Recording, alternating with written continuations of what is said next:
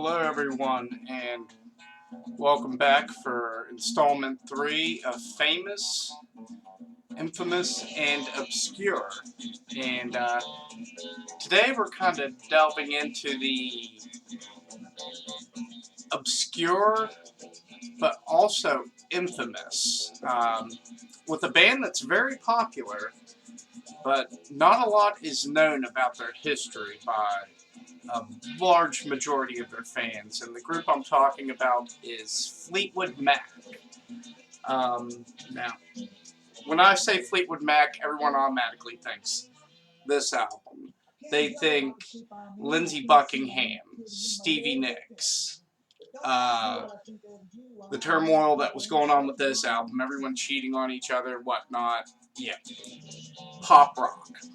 Well, as you can hear this music, this is actually Fleetwood Mac that I'm playing right now. And the album I'm going to be talking about today is their 1969 album, Then Play On. And it is an absolute blues rock masterpiece. And it's also their final album with the original band leader, Peter Green. Now, the album was released on September 19th, 1969. And what set this album apart is that their two previous albums were recorded live in studio. And they were blues albums. This album was also a blues album, bluesy, but it incorporated some progressive rock, some folk rock, some country rock, and it also contains their first single that ever charted in the United States.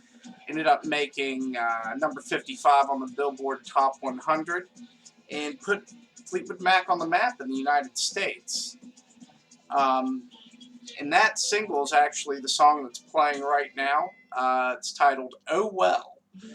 And it was not included on the original pressing of Then Play On, because in the United Kingdom, singles were not part of albums. They didn't issue singles as part of albums, and when the masters got to the United States, their label, Reprise Records, was like, yeah, we'll just issue the UK tape, and if it sells to the few people who know who Fleetwood Mac are. We don't really care. However, when the single Oh Well took off, the label decided to reissue the album later that year with Oh Well on it.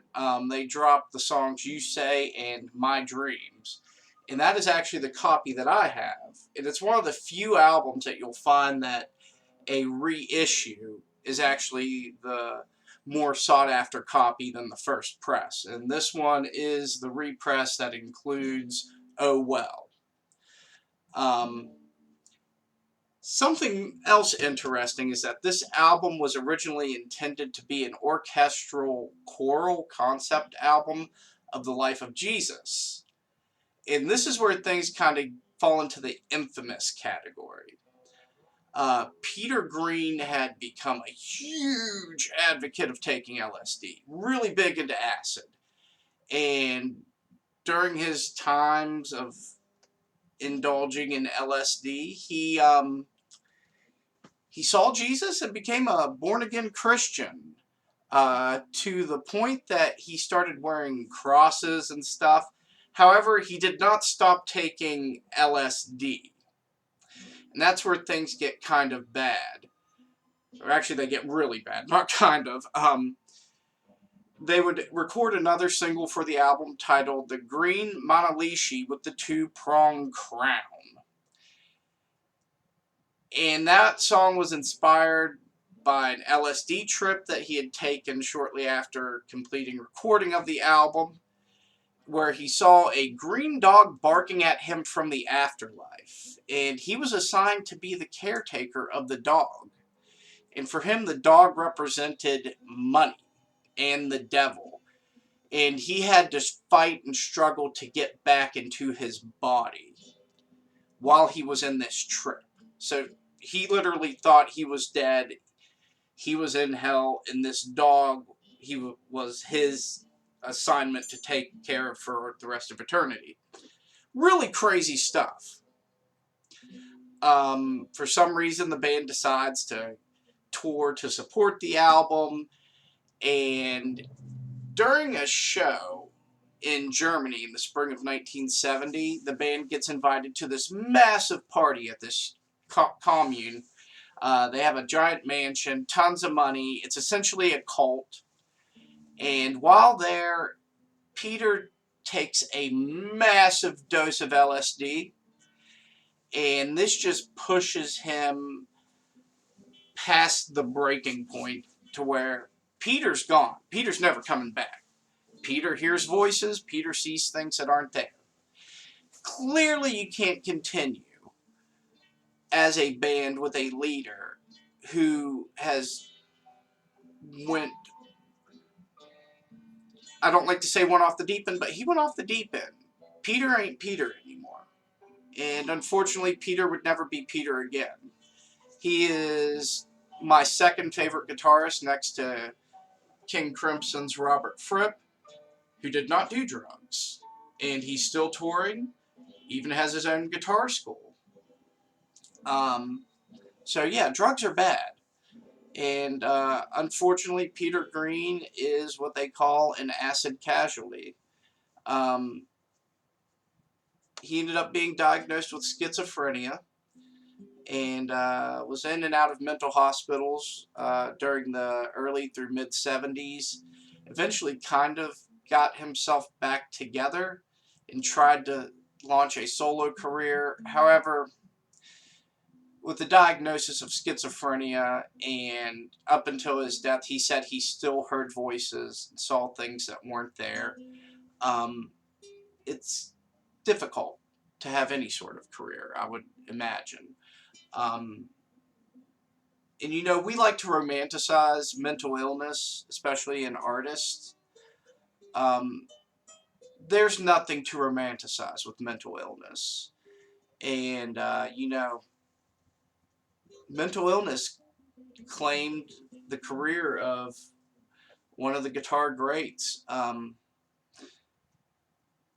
mean, his sound is one of the few sounds, guitar tones, that people try to emulate on a regular basis. You can honestly hear players such as Mark Knopfler of Dire Straits, John Mayer, even myself.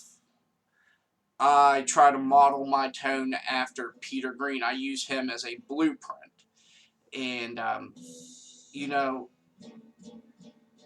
it's sad that drugs will tear people down and end careers prematurely. And